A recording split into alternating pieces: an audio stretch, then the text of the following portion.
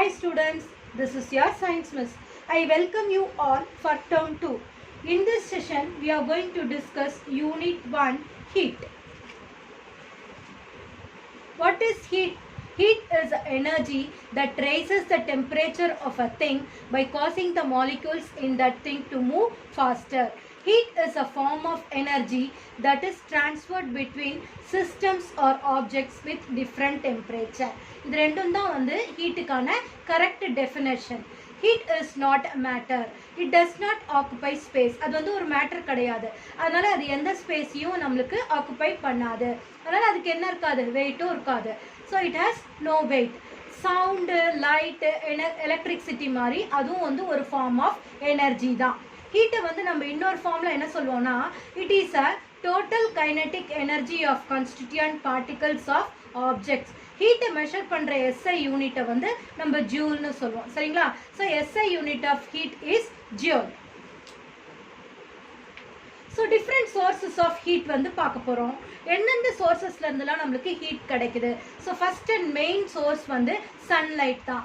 Sunlight gives us heat and light. உங்களுக்கு எல்லாருக்குமே தெரியும், சன்லேருந்து நம்மளுக்கு ஹீட் கிடைக்கும், லைட்டும் கிடைக்கும். அடுத்த சோர்ஸ் ஆஃப் எனர்ஜி வந்து பார்த்தீங்கன்னா கம்பஷன். கம்பஷன்னா எரியறது. நெருப்பு எரியும் போது நம்மளுக்கு வந்து அதுல இருந்து அனல், அந்த ஹீட் கிடைக்கும் இல்லையா? So heat energy can be generated by the burning of fuels like wood, kerosene, coal, charcoal, gasoline, petrol, oil, etc. So நம்மளுக்கு இப்போ செகண்ட் சோர்ஸ் பார்த்துட்டோம். தேர்ட் சோர்ஸ் வந்து ஃப்ரிக்ஷன். நம்மளுடைய ஆதி காலத்துலலாம் நெருப்பு எப்படி தயாரிச்சாங்கன்னு தெரியுமா? ரெண்டு கல்லை வந்து வேகமாக தேய்க்கும் போது அதனுடைய ஃப்ரிக்ஷனில் நமக்கு நெருப்பு கிடைக்கும் இல்லையா? நம்ம கையை கூட நீங்கள் வேகமாக தேய்ச்சி பாருங்கள், உங்களுடைய ரெண்டு பாமையும் ஹீட் ஜென்ரேட் ஆகும். Rub your palm for some time, you will get heat. You can generate heat by rubbing two substances of some surfaces. In the past, people used to rub two stones together to light the fire. இது வந்து third source of heat. இப்போ fourth source பார்த்தீங்கன்னாக்கா electricity.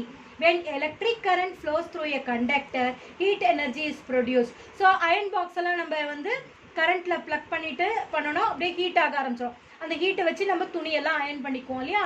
So மொத்தம் 4 sources இங்கே நம்மளுக்கு கொடுத்துருக்காங்க.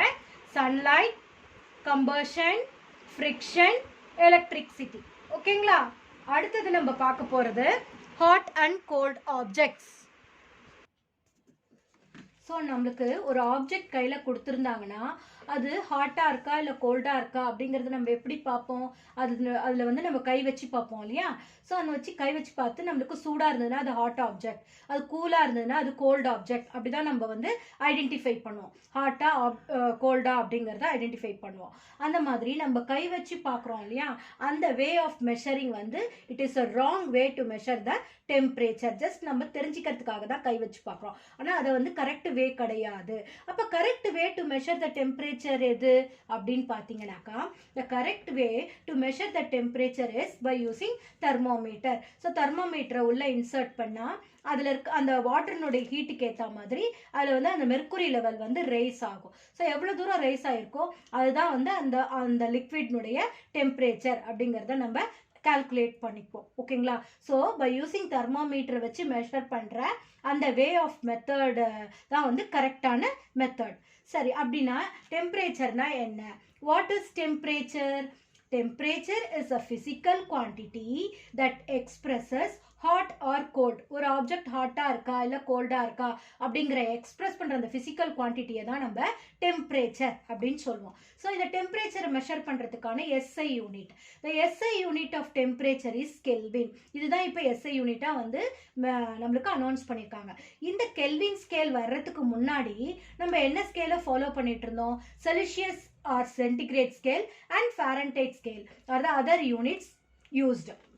ஓகேங்களா? So இப்போ டெம்பரேச்சர் மெஷர் பண்ணுறதுக்கு நம்மளுக்கு 3 ஸ்கேல் இருக்கு. Kelvin scale, Celsius scale and Fahrenheit scale. சரி, அந்த thermometer are use to measure temperature accurately and quantitatively. So கரெக்டான டெம்பரேச்சரை மெஷர் பண்ணுறதுக்கு யூஸ் பண்ணுற அந்த அப்பாரிட்டஸ் தான் வந்து தெர்மோமீட்டர். அடுத்தது boiling point. The point at which the water boils and the temperature becomes stable. எந்த ஒரு பர்டிகுலர் பாயிண்ட்ல அந்த டெம்பரேச்சர் வந்து ஸ்டேபிள் ஆகும். எந்த பாயிண்ட்ல அது ஸ்டேபிள் ஆகுதோ அந்த பாயிண்ட் தான் நம்ம என்னன்னு சொல்லுவோம்னா boiling point of water. So universal சால்வெண்ட்டாக இருக்கக்கூடிய வாட்டர்னுடைய ரூம் டெம்பரேச்சர் எடுத்துக்கிட்டிங்கன்னா 30 degree Celsius, boiling point of water வந்து 100 degree Celsius, freezing point of water எடுத்துக்கிட்டிங்கன்னா 0 டிகிரி செல்சியஸ். இதெல்லாம் வந்து கான்ஸ்டன்ட். இப்போ இங்கே ஒரு ஆக்டிவிட்டி கொடுத்துருக்காங்க. What is the temperature of the water in beaker C? இங்கே பாருங்கள், பீக்கர் ஏல 80 டிகிரி செல்சியஸில் இருக்குது, பீக்கர் பியில் 80 டிகிரி செல்சியஸ் இருக்குது. இப்போ இந்த ஏவும் பியையும் என்ன பண்ணுறோன்னா சிக்கு ட்ரான்ஸ்ஃபர் பண்ணுறோம். அப்போ சியில் வந்து அதனுடைய டெம்பரேச்சர் எவ்வளோ இருக்கும்? ஆஸ் அ சைல்டிஷாக யோசிச்சிங்கன்னா 80 + 80 வந்து 160 அப்படின்னு சொல்லியிருக்காங்க. Whether it is correct R not அப்படின்னு கேட்டால் இட் இஸ் ராங். என்ன, இதுவும் 80 இதுவும் 80. அந்த 80 வந்து நம்ம இங்கே ட்ரான்ஸ்ஃபர் பண்ணும்போது ட்ரான்ஸ்ஃபர் பண்ண அந்த லிக்விட்னுடைய டெம்பரேச்சர் எவ்வளவா தான் இருக்கும்? Will be 80 degree Celsius. இப்போ இங்கே உங்களுக்கு difference between heat and temperature கொடுத்துருக்காங்க பாருங்க. Heat is a form of energy. Temperature is the degree of hotness or coldness of the body. Heat is measured in joules. Temperature is measured in Kelvin. Heat is not determined directly by an instrument, but temperature is directly determined by the thermometer. Heat is a derived quantity. Temperature is a fundamental quantity. இந்த difference வந்து உங்க புக்ல கொடுக்கல, நீங்க இதை go through பண்ணிக்கோங்க. இது ரொம்ப ரொம்ப இம்பார்ட்டன்ட். ஓகேங்களா? அடுத்தது ஃப்ளோ ஆஃப் ஹீட். இங்கே இந்த ஆக்டிவிட்டியில் பாருங்கள், object A and object B இருக்குது. ஆப்ஜெக்ட் ஏ வந்து ஹை டெம்பரேச்சரில் இருக்குது, ஆப்ஜெக்ட் பி வந்து லோ டெம்பரேச்சரில் இருக்குது. அந்த டெம்பரேச்சரை வந்து இங்கே தெர்மாமீட்டரில் வந்து மென்ஷன் பண்ணியிருக்காங்க. இங்கே ஆப்ஜெக்ட் ஏல இருக்கிற தெர்மாமீட்டரில் ஹை டெம்பரேச்சர் இருக்குது, ஆப்ஜெக்ட் பியில் இருக்கக்கூடிய தெர்மாமீட்டரில் லோ டெம்பரேச்சர் இருக்குது. இப்போ இந்த ரெண்டு ஆப்ஜெக்டையும் நம்ம என்ன பண்ணுறோன்னா புட் டுகெதர், ரெண்டுத்தையும் ஒன்றா பக்கத்தில் வைக்கிறோம். அப்போது ஆஃப்டர் சம் டைம் என்ன ஆகும்? ஹை டெம்பரேச்சரில் இருக்கக்கூடிய ஹாட்னஸ் வந்து கொஞ்சம் கொஞ்சமாக வந்து லோ டெம்பரேச்சரில் இருக்கிற ஆப்ஜெக்ட்க்கு ஃப்ளோ ஆகி அட்லாஸ்ட் எப்போ வந்து ஆகுனா ரெண்டு ஆப்ஜெக்ட்டுமே வந்து ஒரே டெம்பரேச்சருக்கு வர்ற வரைக்கும் அந்த ஃப்ளோ ஆஃப் ஹீட் வந்து நடந்துக்கிட்டே இருக்கும். கொஞ்ச நேரம் கழிச்சு பார்த்தீங்கன்னா object A and B are now at the same temperature. சரியா? இது வந்து பிகாஸ் ஆஃப் ஃப்ளோ ஆஃப் ஹீட்னால தான். இந்த ஃப்ளோ ஆஃப் ஹீட்லேயே கண்டினியூஷன் பார்த்தீங்கன்னா அந்த ஃப்ளோ ஆஃப் ஹீட் நடந்துகிட்டே இருந்ததுன்னா சேஞ்ச் ஆஃப் ஸ்டேட் நடக்கும். அதாவது சாலிட்ல வந்து ஹீட் சப்ளை பண்ணிட்டே இருந்தோம்னா லிக்விடாக மாறும். லிக்விடில் ஃபர்தராக ஹீட் சப்ளை பண்ணிட்டே இருந்தால் அது கேஷியஸாக மாறும். அதே மாதிரி கேஸில் கூலிங் பண்ணும்போது அது லிக்விடாக மாறும், ஃபர்தராக கூல் பண்ணும்போது அது சாலிடாக மாறும். அந்த மூவ்மெண்ட் ஆஃப் த மாலிகுல்ஸை பாருங்கள், சாலிடாக இருக்கும்போது இன்டர்மாலிகுலர் ஸ்பேசஸ் இல்லாமல் எல்லா மாலிகுல்ஸும் ரொம்ப நெருக்கமாக இருக்குது. அப்புறம் ஹீட் பண்ணும்போது கொஞ்சம் கொஞ்சமாக என்ன ஆகுது? லிக்விடில் வந்து அந்த மாலிகுல்ஸில் வந்து கொஞ்சம் கேப் வருது. அண்ட் கேஷியஸாக மாறும்போது நிறைய கேப் வந்து மாலிகுல்ஸ் வந்து தூரமாக அரேஞ்ச் ஆகிருக்கு. ஸோ இதுதான் வந்து நம்மளுக்கு சேஞ்ச் ஆஃப் ஸ்டேட்டை டினோட் பண்ணுது. இப்போ thermal contact and thermal equilibrium பற்றி படிக்க போகிறோம். இப்போ ரெண்டு ஆப்ஜெக்ட் ஒன்றா ஏ அண்ட் பி ரெண்டு ஆப்ஜெக்ட் வச்சுருந்தோம் இல்லையா? So 2 objects R set to be in thermal contact if they can exchange heat energy. அப்போ அதை தான் தெர்மல் கான்டாக்ட். ரெண்டு ஆப்ஜெக்ட் டிஃப்ரெண்ட் டெம்பரேச்சர் இருக்கக்கூடிய ரெண்டு ஆப்ஜெக்டை ஒன்றா பக்கத்தில் வைக்கும்போது அதை தான் என்னன்னு சொல்லுவோம்னா தெர்மல் கான்டாக்ட் அப்படின்னு சொல்லுவோம். இப்போ தெர்மல் யூக்லிபிரியம்ங்கிறது என்னது? Thermal equilibrium exhibits when 2 objects in thermal contact no longer affect each other's temperature. இப்போ ஏவும் பிலையும் வேறு டெம்பரேச்சர் இருந்தது இல்லையா? அது ரெண்டுத்தையும் ஒன்றா வச்ச உடனே கொஞ்ச நேரத்தில் ஏக்கும் பிக்கும் என்ன ஆயிடுச்சு? ஒரே டெம்பரேச்சர் வந்துருச்சு. ஸோ அதுதான் வந்து தெர்மல் யூக்லிபிரியம் அப்படின்னு சொல்கிறோம். Expansion of solids. இப்போ சாலிடை வந்து ஹீட் பண்ண அது என்னவா மாறிடும்? எக்ஸ்பேண்ட் ஆகும், கொஞ்சம் கொஞ்சமாக எக்ஸ்பேண்ட் ஆகி அப்புறமா லாஸ்ட்டாக வந்து லிக்விடாக மாறும். The expansion of the substance on heating called the thermal expansion of the substance.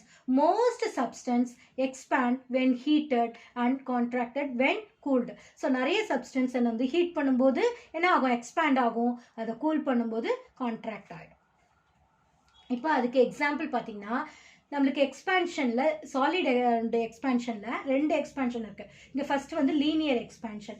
The expansion in length வைஸில் அது எக்ஸ்பேண்ட் ஆச்சுன்னா அதை நம்ம லீனியர் எக்ஸ்பான்ஷன் அப்படின்னு சொல்லுவோம். இங்கே பாருங்கள், இந்த ரயில்வே ட்ராக்ல இந்த இடத்துல ஒரு கேப் இருக்குது பார்த்தீங்களா? ஏன் இந்த கேப் இருக்குது? when temperature rise steel tracks will expand, meaning they get longer. Heat அதிகமாக என்ன ஆகும், இந்த ஸ்டீல் ட்ராக் இருக்கு இல்லையா, இந்த ட்ராக் வந்து எக்ஸ்பேண்ட் ஆகி இந்த ரெண்டு கேப்புமே என்ன ஆகிடும், ஃபில் ஆகிடும். This expansion fills the gap and keeps the tracks fixed to the ground. இது எக்ஸ்பேண்ட் ஆகி இது இந்த கேப்பை வந்து ஃபில் பண்ணிடும். ஸோ ட்ரெயின் ஈஸியாக கேப் இல்லாமையே இது மேலே வந்து போயிடும். ஸோ அது வந்து லீனியர் எக்ஸ்பேன்ஷனுக்கு வெரி பெஸ்ட் எக்ஸாம்பிள். அடுத்தது cubical expansion. The expansion in volume is called cubical expansion. இங்க ஒரு குட்டி எக்ஸ்பெரிமெண்ட் கொடுத்துருக்காங்க பாருங்க. இங்க வந்து நம்ம ஒரு மெட்டல் ரிங் எடுத்திருக்கோம் and a metal ball, metal ரிங்கும் மெட்டல் பாலும் எடுத்திருக்கோம். எப்படி இருக்குன்னா ரெண்டுத்தினுடைய டயாமீட்டரும் ஒரே மாதிரி இருக்கு. அதாவது அந்த ரிங்குக்குள்ள கரெக்டாக அந்த பால் வந்து உள்ள போற மாதிரியான ஒரு இதில் இருக்கு. Take a metal ring and metal ball of such size that the ball just passes through the ring. அப்படியே அந்த ரிங் வழியாக அதை வந்து கரெக்டாக அது உள்ளே போகிற அந்த மாதிரியான ஒரு சைஸில் எடுத்துக்கணும். அதுக்கப்புறம் இப்போ என்ன பண்ணணும்னா, இப்போ இந்த பாலை தனியாக வெளியில் எடுத்துட்டு நல்லா ஹீட் பண்ணணும். Heat the ball and check whether it passes through the ring. நல்லா பயங்கரமாக ரெட் ஹாட்டாக ஹீட் பண்ணிவிட்டு இப்போ அந்த பாலை வந்து அந்த ரிங் வழியாக உள்ளே அனுப்புறதுக்கு ட்ரை பண்ணிங்கன்னா அந்த பால் வந்து என்ன ஆகாது, உள்ளே போகாது. அப்படியே அது மேலே போய் அந்த ரிங் மேலே போய் உட்காந்துக்கும். அப்படியே கொஞ்ச நேரம் டிஸ்டர்ப் பண்ணாமல் விட்டுருங்க. Now let the ball cool down and check whether it passes through the ring. அப்படியே எடுக்காமல் டிஸ்டர்ப் பண்ணாமல் விட்டுட்டிங்கன்னா அந்த பால் இருக்கிற ஹீட் எல்லாம் வெளில போக போக போக கொஞ்சம் கொஞ்சமாக அந்த பால் என்ன ஆகும், அந்த ரிங்குக்குள்ளே இறங்கி கீழே வந்துடும். Solid expand due to heat and comes back to its original state if heat is removed. இதை வந்து ப்ரூவ் பண்ணுறதுக்கு தான் வந்து இந்த ring and metal ball experiment. இப்போ இந்த தெர்மல் எக்ஸ்பான்ஷனை நம்ம டே டு டே லைஃப்ல எங்கெல்லாம் யூஸ் பண்றோம் அப்படின்னு பாருங்க. Uses of thermal expansion. இந்த சக்கரம் எங்க பார்த்துருக்கீங்க, மாட்டு வண்டியில எல்லாம் பார்த்துருப்பீங்க இல்லைங்களா, ஞாபகம் இருக்கா? ஸோ இது வந்து உட்டால ஆனது, இந்த சக்கரம் வந்து உட்டால ஆனது.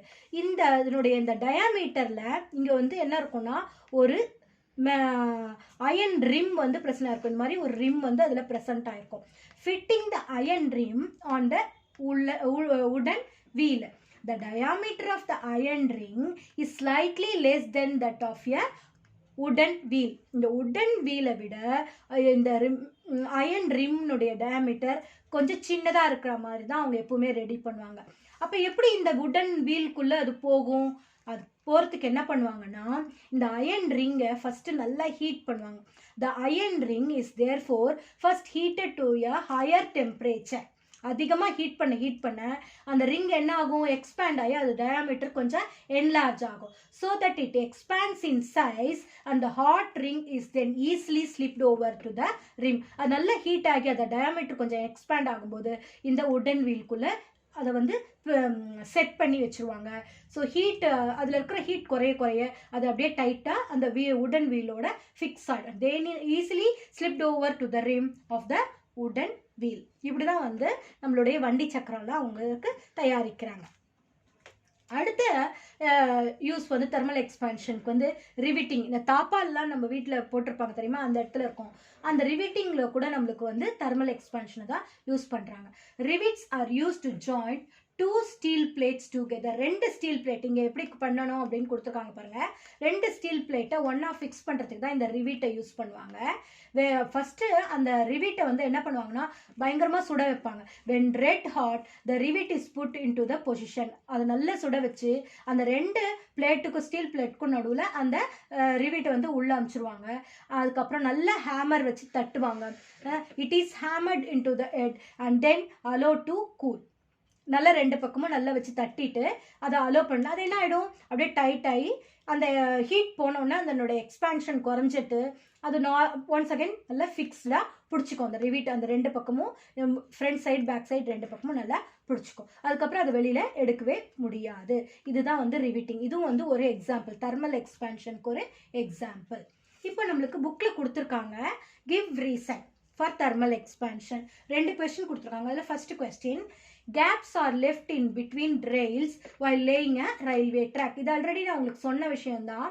ரயில்வே ட்ராக் போடும்போது ஒரு ட்ராக் முடிச்சு அடுத்த இது ட்ராக் ஸ்டார்ட் ஆகிற இடத்துல ஒரு சின்ன சின்ன கேப் விட்டுருப்பாங்க.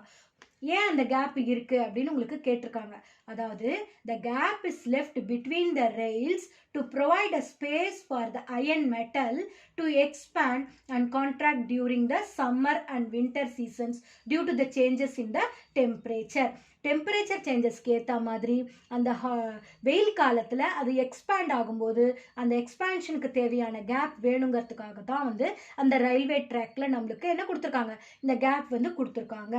இப்போ if the gap is not left in between the rails, the rails will bend and causes derailing of the trains. இது வந்து அந்த கேப் இல்லாம போய் அந்த ரயில்வே ட்ராக் எக்ஸ்பேண்ட் ஆச்சுன்னா அதனால ரயில் வந்து ஆக்சிடென்ட் ஆகிறதுக்குலாம் வந்து வாய்ப்புகள் இருக்கு.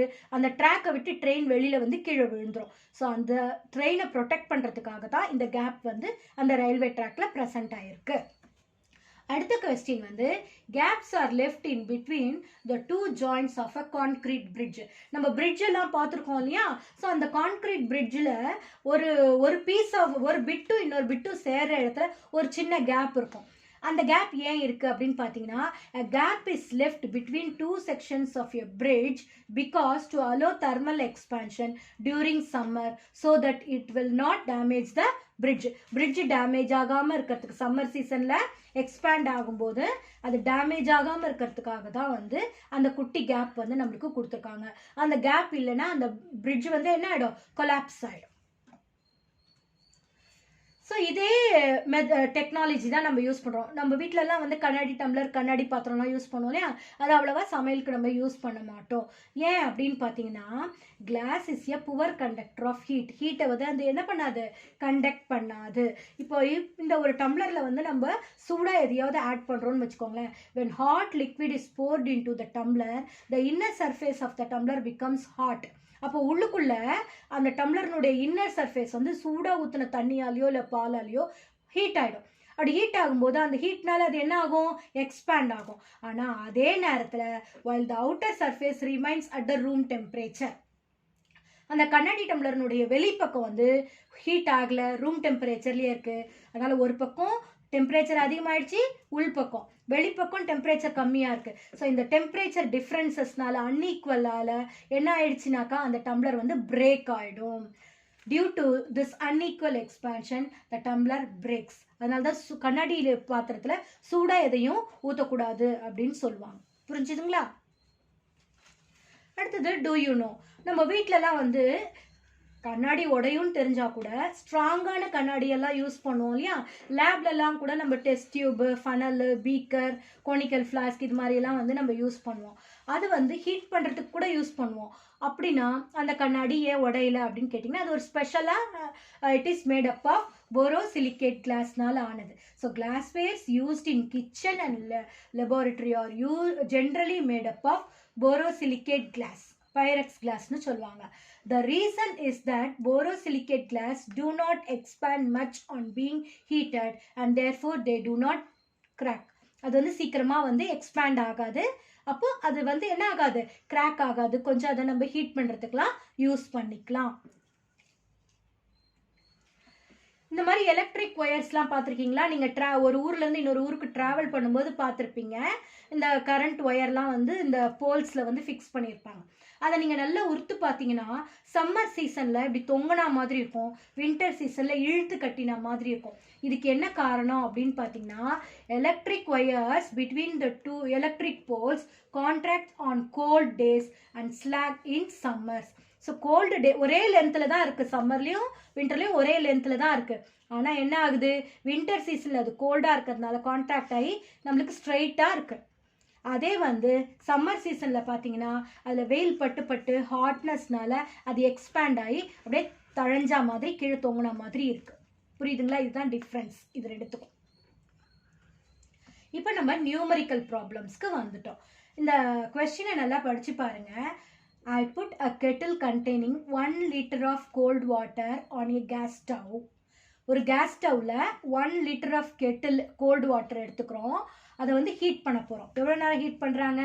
5 minutes to reach the boiling point. So 5 minutes heat பண்ணாக்கா அது வந்து பாய்லிங் பாயிண்ட்டை ரீச் ஆகுது.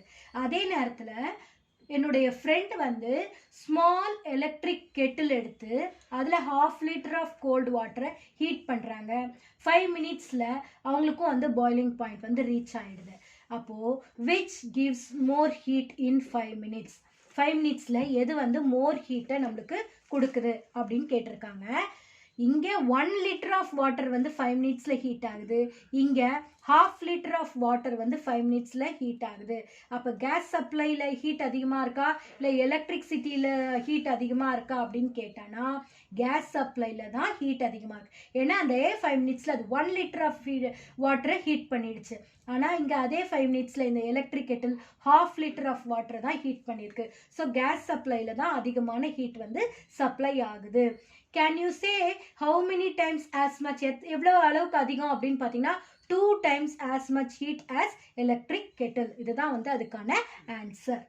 Next problem. 1 caloric heat energy is needed to raise the temperature of the water from 30 degrees Celsius to 31 degrees Celsius. 30லேருந்து 31 டிகிரிக்கு race பண்ணுறதுக்கு நம்மளுக்கு 1 calorie of heat energy தேவைப்படும் போது நம்மளுக்கு 30 டிகிரி செல்சியஸ்லேருந்து 35 டிகிரி செல்சியஸ்க்கு ரேஸ் பண்ணுறதுக்கு எவ்வளோ கலோரி தேவைன்னு கேட்டிருக்காங்க. Very simple, 5 calories of heat energy. Students, please go through the video once or twice for your better understanding. Find answers for the evaluation part. Thank you, students.